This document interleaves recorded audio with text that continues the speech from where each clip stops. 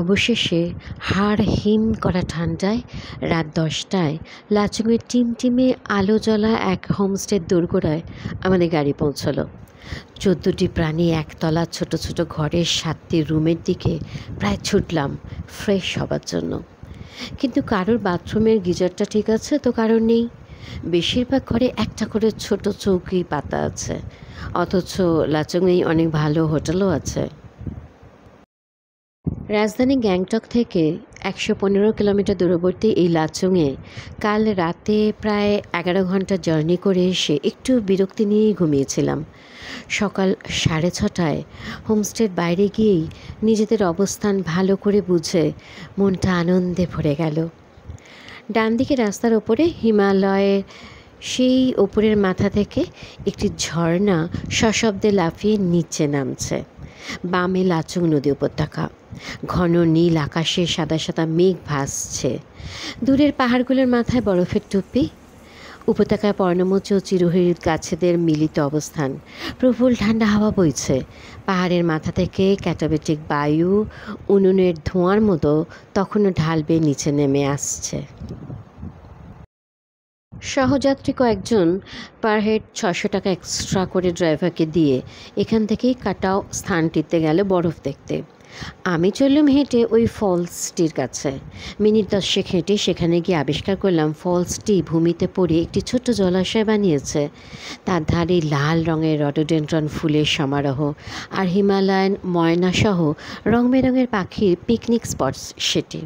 স্থানীয় একজনের কাছ থেকে জানতে পারলাম ওই উঁচু অংশে যেখান থেকে ফলসটি পড়ছে সেখানে হরিণের দল থাকে। বছর 2 আগেও নাকি তাদের দেখা যেত।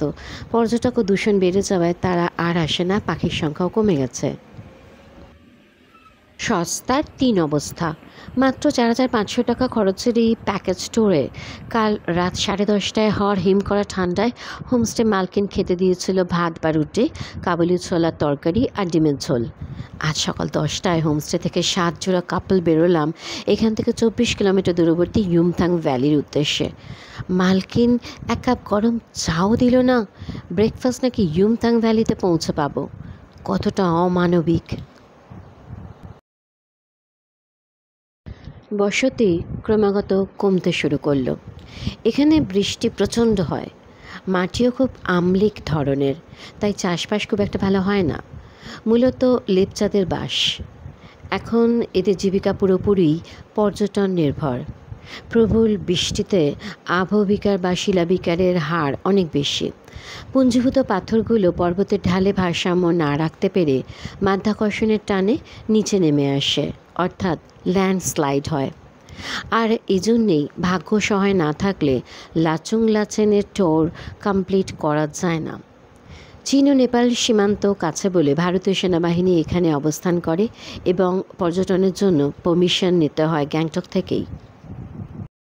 সেনাবাহিনীর সহায়তাতেই ধসপ্রবণ ও ভূমিকম্পপ্রবণ এই অঞ্চলে দ্রুত খসে পড়া পাথর অপসারণ করে ভেঙে যাওয়া ব্রিজ বা রাস্তা সারিয়ে যাতায়াত ব্যবস্থা সুগম রাখা হয়, কিন্তু গাড়ির গতি কমে যায়। চলেছে 2700 মিটার উচ্চতা সম্পন্ন লাচুং গ্রাম থেকে 3564 মিটার উচ্চতা সম্পন্ন ইউমথাং ভ্যালির দিকে। ইয়াক ছাড়া আর কোনো মনুষ্যত্বর প্রাণী তো চোখে পড়ল না, এমনকি কুকুরও না। জুনিপার আর রডোডেন্ড্রনের মাঝে রাস্তাটি মাঝে মাঝে বেশ ভাঙাচোরা। শীতে পাহাড়ের মাথা থেকে রাস্তা সবই বরফে ঢাকা পড়ে যায়। তখন ট্রেক করবার জন্য অত্যুৎসাহী পর্যটকরা আসেন। গাড়ির কাঁচ খুলে বসা যাচ্ছে না, বাইরে এত ঠান্ডা হাওয়া এই মধ্য এপ্রিলেও। ইউমথাং নদী গাড়ির ডান দিক দিয়ে বয়ে যাচ্ছে। আমি গাড়ির বাম দিকে বসে তাই পর্বত থেকে নেমে আসা হিমবাহের কীর্তি দেখছি। দিব্যি সামনে হিমদ্রোণী বা ইউ আকৃতির হিমবাহ উপত্যকা দেখা যাচ্ছে, যে উপত্যকা দিয়ে এখন ইউমথাং নদী বইছে। বামের একটি পর্বত থেকে নেমে হিমবাহ বয়ে যাবার সময় উপত্যকার দুপাশে গোল গোল মোড়েন রেখে গেছে। ছিলাম 22 ডিগ্রি উত্তর অক্ষাংশে কলকাতার উষ্ণমণ্ডলে, আর এখন ঘুরে বেড়াচ্ছি 27 ডিগ্রি উত্তর অক্ষাংশে নাতিশীতোষ্ণ মণ্ডলের দোরগোড়ায়। মজার কথা হলো, দুটি জায়গারই দ্রাঘিমা এক, 88 ডিগ্রি পূর্ব।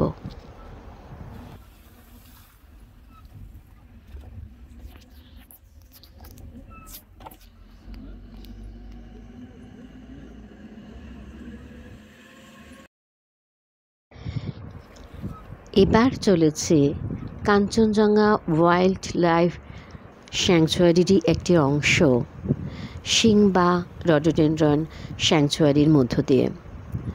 24 রকমের রডোডেনড্রন ফোটে এখানে বসন্তকালে। লাল ছাড়াও বেগুনি রঙের রডোডেনড্রন ফুলও চোখে পড়ল। ক্লাইমেট চেঞ্জ হয়ে যাওয়ায় এখন এপ্রিলের শুরুতেই রডোডেনড্রন ফুলগুলো সব ঝরে যায়। এছাড়াও এখানে আছে সিলভার পাইন, জুনিপার। এই চত্বরে হিমালয়ের 3টি শ্রেণী দেখা যায়: হিমাচল, হিমাদ্রি ও 0 পয়েন্টের থেকে আরও উপরের দিকে উঠলে দেখা যাবে টেথিস হিমালয়কে। আমি কিন্তু অনেকক্ষণ থেকেই লাচুং নদীর নাম না বলে ইয়ুমথাং নদীর কথা বলছি, তাই না? না না না, ভুল বলছি না, ব্যাপারটা তাহলে বলি। চুংথাং নামক স্থানটিতে লাচুং আর লাচেন নদী মিশে হয়েছে তিস্তা নদী। আর লাচুং গ্রামের কিছুটা আগে ইয়ুমথাং আর সেবাজুং নদী মিলিত হয়ে সৃষ্টি হয়েছে লাচুং নদীটির। আবার ইয়ুমথাং নদীটির সৃষ্টি হয়েছে সেবুচু ও ডংকিয়াচু মিলে। চু অর্থাৎ নদী। আর ইয়ুমথাং ভ্যালিকে আমি বলবো সিকিমের ভ্যালি অফ ফ্লাওয়ার্স। আসল ভ্যালি অফ ফ্লাওয়ার্স তো উত্তরাখণ্ডের চামোলি জেলায় পুষ্পবতী নদী উপত্যকায় জাসকর ও হিমাদ্রি হিমালয়ের মধ্যে অবস্থিত।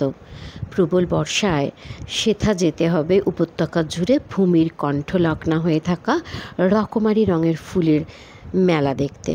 ইচ্ছে তো আছে।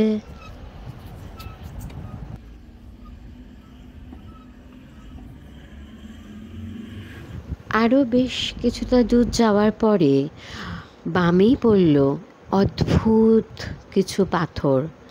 বড় বড় পাথরগুলোর গা ময় শ্যাওলা। এত উচ্চতায় আর্দ্রতা বেশি থাকলে অ্যালপাইন গোত্রের এই শ্যাওলাদের দেখা মেলে।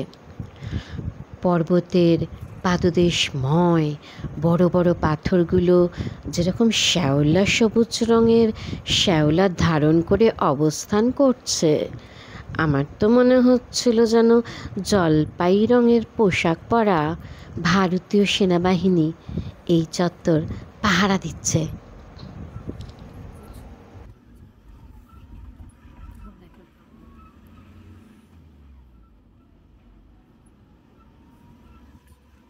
প্রবল ঠান্ডায় বাইরে মোটেও হাত বাড়িয়ে ছবি তোলা যাচ্ছে না।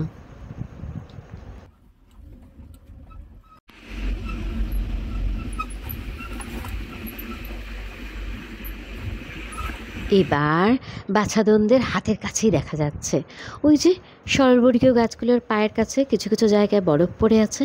নিঘাত কাল রাত্রির বেলা বরফ পড়েছে। অবশেষে পৌঁছালাম, প্রায় 1 ঘন্টা লাগলো।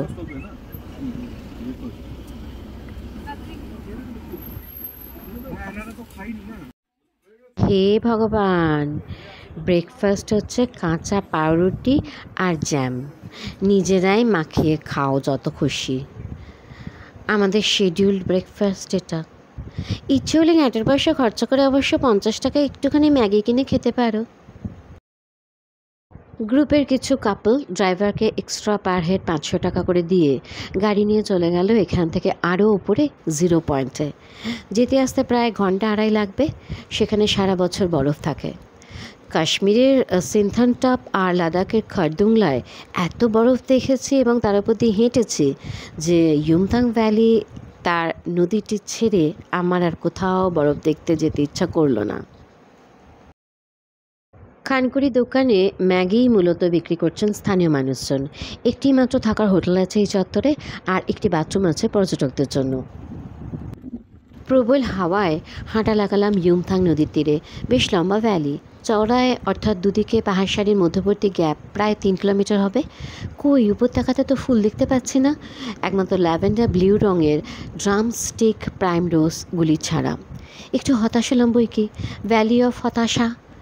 শুনলাম এই উপত্যকাতেও ফুলে ফুলে ভরে যায় যখন পাহাড়ের মাথার বরফগুলো সব গলে যায়, অর্থাৎ মে মাসের শেষ থেকে।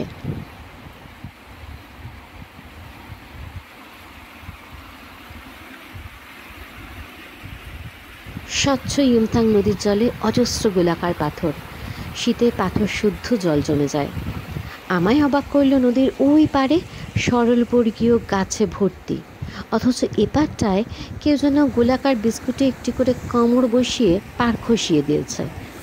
আসলে অঞ্চলটিতে ঝুলন্ত উপত্যকা সৃষ্টি হয়েছে। বামের উঁচু পর্বতগুলো থেকে উপহিমবাহ এসে ইউমথাং নদীর ইউ আকৃতি উপত্যকায় পড়েছে। ভূমির সে অংশে কাদাকণা, গোলাকার পেবলস, নুড়িতে ভর্তি। হিমবাহের এবং নদীর যৌথ ক্ষয়কাজে মাটি ক্ষয়ে যাচ্ছে।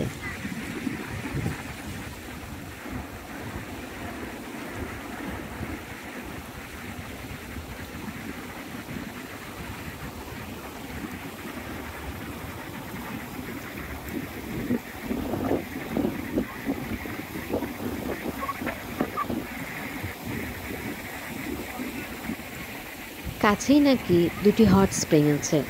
ড্রাইভারের অসহযোগিতায় সেগুলোর হদিশই পেলাম না। বেলা প্রায় 4টে।